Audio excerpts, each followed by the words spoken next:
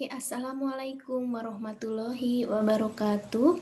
Ketemu lagi dalam kuliah online, kuliah akuntansi.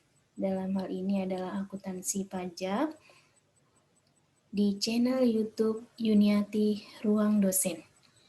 Kita simak sama-sama untuk share materinya.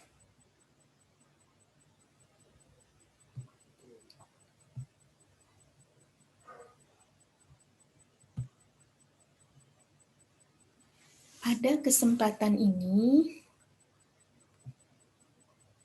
saya akan menyampaikan mengenai investasi pada entitas, asosiasi, dan anak, dan perlakuan pajaknya.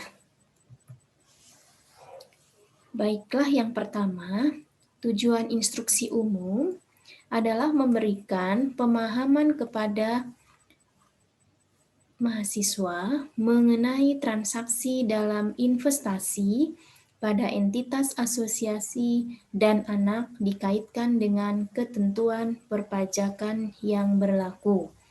Nah, kemudian instruksi khususnya diharapkan nanti mampu menjelaskan dan mencatat transaksi investasi pada entitas asosiasi dengan menggunakan metode biaya dan transaksi investasi pada entitas anak dengan menggunakan metode ekuitas sesuai SAK etap dan ketentuan perpajakan yang berlaku. Nah, sebelumnya di sini kita ke investasi pada entitas asosiasi. Yang pertama tentunya investasi pada entitas asosiasi atau pada entitas anak ini dimaksudkan untuk meningkatkan penghasilan dengan menanamkan modal perusahaan lain. Nah, di sini terkait penguasaan saham perusahaan-perusahaan lain dapat dimaksudkan pula tentunya untuk menguasai pasokan bahan baku dan distribusi. Selain itu, juga dalam investasi, suatu entitas itu mempunyai maksud memiliki kekuasaan untuk berpartisipasi dalam keputusan kebijakan keuangan dan operasional strategik atau entitas. Nah, jadi di sini yang dimaksud dengan investasi pada entitas asosiasi atau pada entitas anak ini dapat digolongkan dalam kelompok aset tidak lancar. Nah, yang nanti terkait dengan investasi akan dibahas dalam pertemuan selanjutnya ya. Terutama di sini kita akan membahas mengenai saham. Nah, investasi sekuritas saham berbentuk saham biasa dan saham preferen. Nah, ini terkait dengan investasi sekuritas saham. Nah, entitas asosiasi di sini adalah suatu entitas, termasuk entitas bukan PT seperti persekutuan, perseroan ya, seperti persekutuan, kemudian di mana investor mempunyai pengaruh yang signifikan dan bukan merupakan entitas anak ataupun bagian dalam joint venture. Nah, di sini diatur di dalam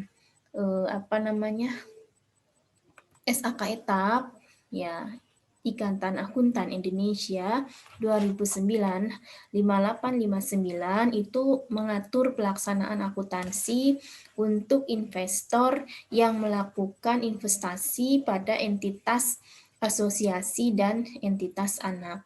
Nah, di sini terkait tadi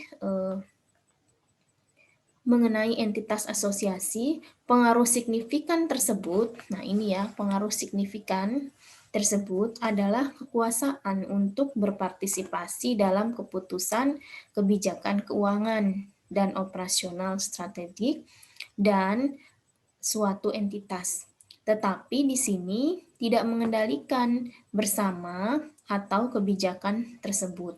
Nah, apabila di sini investor memiliki secara langsung atau tidak langsung 20% atau lebih hak suara pada perusahaan investi, maka investor mempunyai pengaruh yang signifikan, kecuali dapat ditunjukkan secara jelas bahwa tidak ada pengaruh signifikan.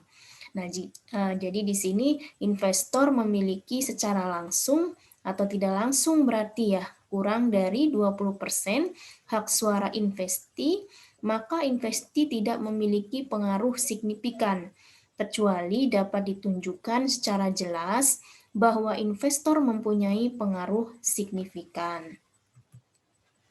Nah, di sini menurut IAI Ikatan Akuntan Indonesia 2959 dalam SAK Etap menyatakan bahwa investasi pada entitas anak adalah investasi pada suatu entitas yang dikendalikan oleh entitas induk. Nah, di sini pengendalian adalah kemampuan untuk mengatur kebijakan keuangan dan operasional dari suatu entitas sehingga mendapatkan manfaat dari aktivitas tersebut. Ya, di sini. Nah, pengendalian ini dianggap ada apabila suatu entitas induk memiliki baik secara langsung atau tidak langsung melalui entitas anak lebih dari setengah hak suara dari suatu entitas, kecuali dapat ditunjukkan secara jelas bahwa kepemilikan tersebut tidak menunjukkan adanya pengendalian. Oke. Selanjutnya kita akan menuju ke investasi pada entitas dalam neraca. Nah, sebelumnya pada umumnya nilai yang dibukukan untuk investasi dalam saham adalah nilai perolehannya. Namun, ada kalanya nilai saham yang dimiliki akan berkurang apabila terjadi pengurangan nilai yang cukup material dan sifatnya permanen. Maka selisihnya dapat diperhitungkan sebagai kerugian yang dibebankan ke laba rugi dan akun cadangan penurunan investasi. Nah, di sini tentunya sebagai investor harus mengukur investasi pada entitas asosiasi dengan metode biaya atau cost method. Nah, dalam cost method, investasi diukur pada biaya perolehan dikurangi akumulasi kerugian perolehan nilai. Ya, di sini. Nah, kemudian di sini dalam metode biaya investasi ini diukur pada biaya perolehan tadi ya sudah dikurangi akumulasi kerugian penurunan nilai. Nah, di sini terkait dengan biaya perolehan investasi itu bisa meliputi ya harga perolehan, biaya broker, pajak, dan biaya lain sehubungan dengan perolehan. Nah, tentunya di sini ya terkait dengan investor harus mencatat investasi pada entitas anak dengan menggunakan metode equity method ya. Dalam metode ini, investasi pada entitas anak awalnya diakui pada biaya perolehan termasuk biaya transaksi. Nah, selanjutnya disesuaikan untuk mencerminkan bagian investor atas laba, rugi, dan pendapatan. Ya, di sini. Nah,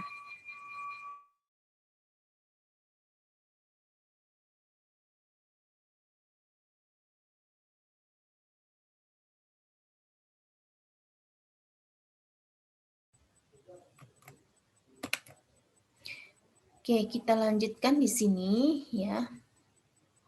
Kita lanjutkan di sini ya.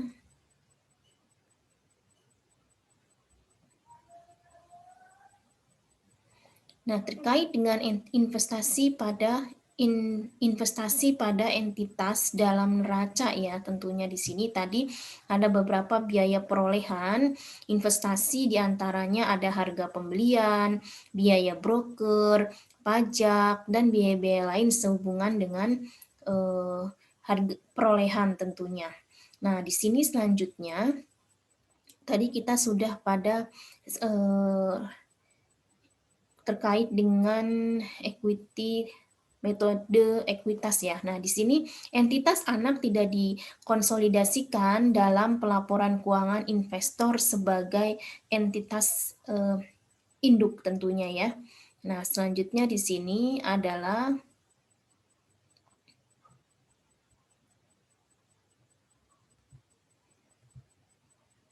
Ibu share kembali untuk materinya. Nah, di sini ya terlihat bahwa untuk tujuan perpajakan, tidak terdapat ketentuan secara eksplisit ya menyebut metode pembukuan investasi jangka panjang saham. Selain yang tersebut dalam penjelasan pasal 10 ayat 6 Undang-Undang PPH nomor 36 tahun 2008. Nah, penjelasan tersebut menyatakan bahwa investasi saham sama halnya dengan persediaan, di mana dibukukan berdasarkan harga perolehan ya, tanpa memperhatikan presentasi kepemilikan. Nah, jadi dalam ketentuan perpajakan tidak memperkenankan pengurangan nilai tersebut sebagai biaya. Ya, di sini sudah disampaikan. Nah, kemudian investasi pada entitas dalam laporan laba rugi. Nah, di sini penghasilan dari investasi dalam saham dapat berupa dividen. Dividen ini bisa berupa tunai, saham, atau harta. Nah, kemudian saham bonus dari revaluasi aset atau kapitalisasi agio. Nah, kemudian dari hak membeli emisi saham perusahaan ya, stock warrants, preemptive rights issue, dan keuntungan karena pelepasan saham capital gain. Ya, nah di sini penerimaan dividen saham itu merupakan penghasilan lain-lain. Hasil ini dicatat dalam perhitungan laba rugi dengan jumlah neto. Nah, dividen yang diperoleh atau diterima ini adalah objek pajak yang dikenakan PPh ya, karena dividen sebagai penghasilan dari investasi saham. Ya, di sini. Di mana selanjutnya dividen yang diterima atau diperoleh dipungut oleh si pemberi penghasilan. Nah, pembayaran pajak yang dipungut itu dapat dikreditkan pada akhir tahun pajak berdasarkan Undang-Undang PPh nomor 36 tahun 2008 pasal 17 ayat C ya, ayat 2C dan PP 19 tahun 2009. Dividen yang dikenakan pajak adalah dividen yang diterima oleh WP orang pribadi dalam negeri bersifat final dengan tarif 10%. Nah, di sini ya. Nah, kemudian atas penghasilan dividen tersebut dikenakan pajak bersifat final tentunya 10% dari penghasilan bruto. Nah, menurut Undang-Undang PPh nomor 36 tahun 2008 pasal 4 ayat 3, dividen yang dikecualikan dari objek PPh 23 adalah dividen yang diterima oleh PT sebagai WP dalam negeri, koperasi, BUMN, BUMD dari penyertaan modal pada badan usaha yang didirikan dan bertempat kedudukan di Indonesia. Nah, dengan syarat di sini bahwa dividen yang dibagikan itu berasal dari cadangan saldo laba dan untuk PT BUMN atau BUMD, kepemilikan saham paling rendah adalah 25% dari jumlah modal saham. Ya, di sini sudah disampaikan. Nah, kemudian, menurut PP 138 tahun 2000, saham bonus yang diterima oleh pemegang saham yang berasal dari konversi agio saham tidak termasuk dalam pengertian dividen. Nah, ini sebagaimana diatur dalam penjelasan pasal 4 ayat 1 huruf G Undang-Undang PPh nomor 36 tahun 2008 karena merupakan bagian keuntungan yang diterima oleh pemegang saham.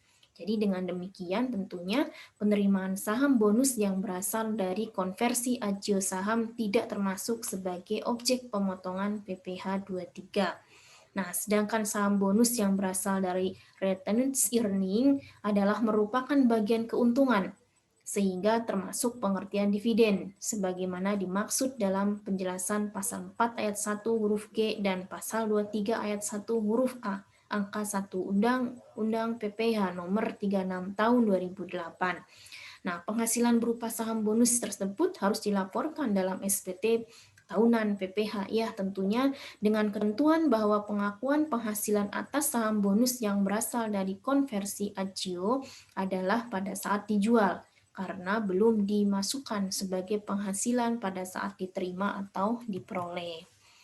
Nah, baiklah, di sini Ibu akan menyampaikan terkait dengan jurnal transaksi, jurnal akuntansi perpajakan untuk transaksi investasi dalam saham pada entitas asosiasi dengan metode biaya atau cost method.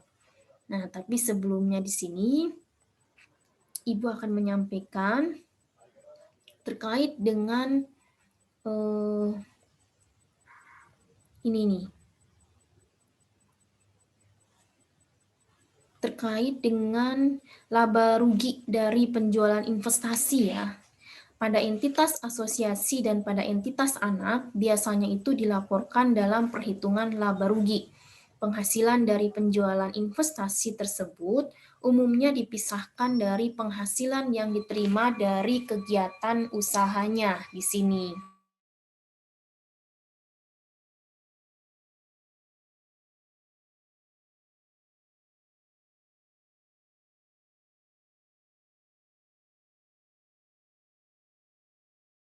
Nah, di sini berbeda dengan dividen, keuntungan kepemilikan saham dikenakan pajak. Keuntungan itu secara umum dimengerti sebagai kelebihan harga jual di atas harga perolehan yang dianggap sebagai penghasilan.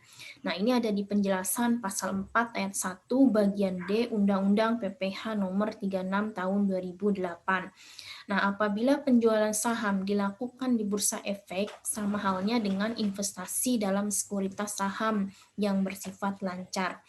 Nah, penghasilan dari penjualan itu dikenakan PPH. Nah, sementara itu, kalau penjualan dilakukan tidak melalui bursa efek, maka keuntungan dari penjualan tersebut harus diakui sebagai penghasilan di luar usaha yang harus digabungkan tentunya dengan penghasilan lain untuk dilaporkan dalam SPT tahunan PPH Badan. Nah, kedua tempat atau cara penjualan memberikan perlakuan yang berbeda terhadap biaya penjualan. Nah, sementara penjualan bruto ya, sementara di sini ya, sementara penjualan di bursa efek ya tidak memperkenankan pengurangan biaya penjualan terhadap penghasilan bruto kena pajak. Nah, penjualan di luar bursa memperbolehkan pengurangan dimaksud dengan cara mengakui biaya di luar usaha ya pada laporan SPT tahunan PPH Badan. Nah, di sini juga disampaikan di dalam PP 14 tahun 97 Jo KMK 282 KMK 04 1997 Jo SE 06 PJ 497 Jo SE 11 garis miring PJ 42 garis miring 97 itu diinformasikan bahwa besarnya PPh yang dipungut dari transaksi penjualan saham di bursa efek ya ditentukan atas penghasilan yang diterima atau diperoleh orang pribadi atau badan dari transaksi penjualan saham. Jadi bukan saham pendiri di bursa efek dipungut PPh yang bersifat final sebesar 0,1% dari jumlah bruto nilai transaksi penjualan saham ya. Nah, di sini karena pungutan pajak diperlakukan sebagai pungutan final ya, maka untuk akuntansi pajak penghasilan dari penjualan saham tidak dapat dikreditkan dalam SPT tahunan dan dikonsolidasikan dengan penghasilan lainnya yang tidak dikenakan pajak final. Nah, sebagai akibat pengenaan final itu, semua pengeluaran dan biaya tidak dapat dikurangkan tentunya kepada penghasilan baik yang berasal dari saham maupun penghasilan lain.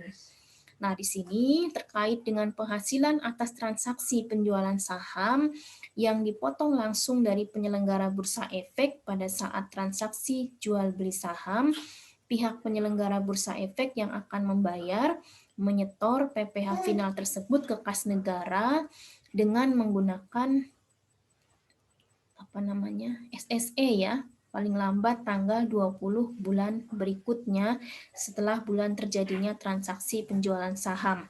Nah, pelaporan dilakukan paling lambat tentunya tanggal 10 bulan berikutnya setelah bulan terjadinya transaksi penjualan saham. Nah, di sini kita ke jurnal akuntansi perpajakan untuk transaksi investasi dalam saham pada entitas asosiasi, metode biaya.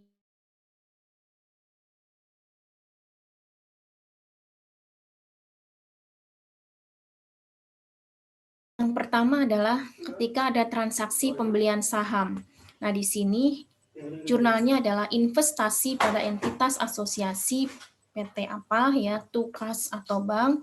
Kemudian transaksi pengakuan laba atau rugi tidak ada jurnal. Kemudian ketika ada pembagian dividen kas atau bank, PPh 23 dibayar di muka tuh pendapatan dividen.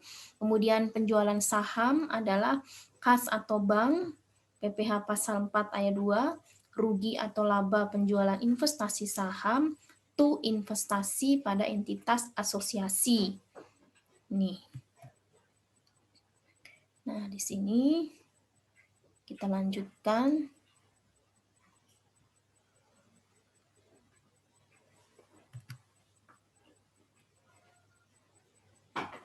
Dengan share yang selanjutnya terkait dengan jurnal akuntansi perpajakan untuk transaksi investasi dalam saham pada entitas anak atau equity method ya. Berarti ini adalah metode ekuitas.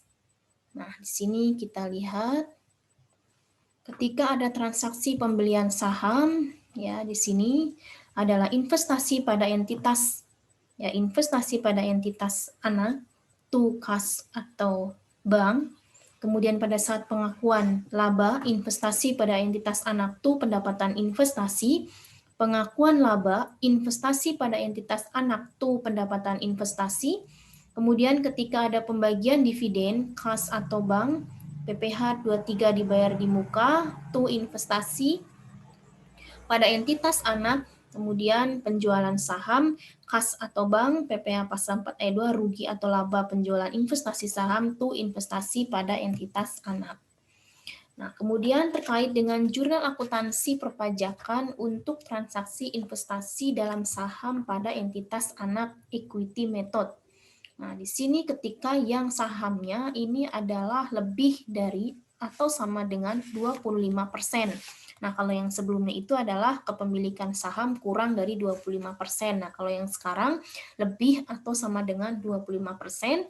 Ketika ada pembelian saham ya sama dengan tadi yang pertama ini ya, pembelian saham ya sama entitas pada entitas anak tukas atau bank pada saat pengakuan laba atau rugi berarti investasi pada entitas anak ya. Itu pendapatan investasi pada saat pengakuan laba ya. Nah, kemudian pembagian dividen di sini kas atau bank, investasi pada entitas investasi pada entitas anak. Kemudian pada saat penjualan saham di sini sama dengan yang sebelumnya, berarti kas atau bank PPh pasal 4 ayat 2, rugi atau laba penjualan investasi saham tu investasi pada entitas anak. Nah, ini adalah terkait dengan jurnal akuntansi perpajakan untuk transaksi investasi dalam saham pada entitas anak dengan menggunakan metode ekuitas atau equity method. Nah, ini silakan nanti bisa dipahami. Kemudian terkait dengan latihan ya, coba di sini Ibu ada soal. Pada tanggal di sini ya 6 Januari 2012 PT Dimjati menjual saham PT Yesaya yang dibelinya sebesar 3 juta rupiah dengan harga 2.100.000 dan biaya penjualan jasa pialang dan sebagainya itu adalah 20.000 rupiah. Nah, atas transaksi tersebut, coba Anda buat jurnal untuk mencatat transaksi di atas. Ini hanya satu soal saja ya untuk latihan Anda. Silahkan Anda pahami kembali untuk materi yang sudah disampaikan, kemudian bisa kita mencoba latihannya. Itu saja yang dapat saya sampaikan. Mohon maaf bila ada kekurangan. Kita ketemu lagi di sesi dan pertemuan yang akan datang, tentunya dengan materi dan topik yang berbeda dalam akuntansi perpajakan. Ya, kurang lebihnya mohon maaf. Salam sehat. Semoga ada kemanfaatan ilmu yang kita dapatkan. Oke, kita ketemu lagi di video-video pembelajaran selanjutnya tentunya ya. Wassalamualaikum warahmatullahi wabarakatuh.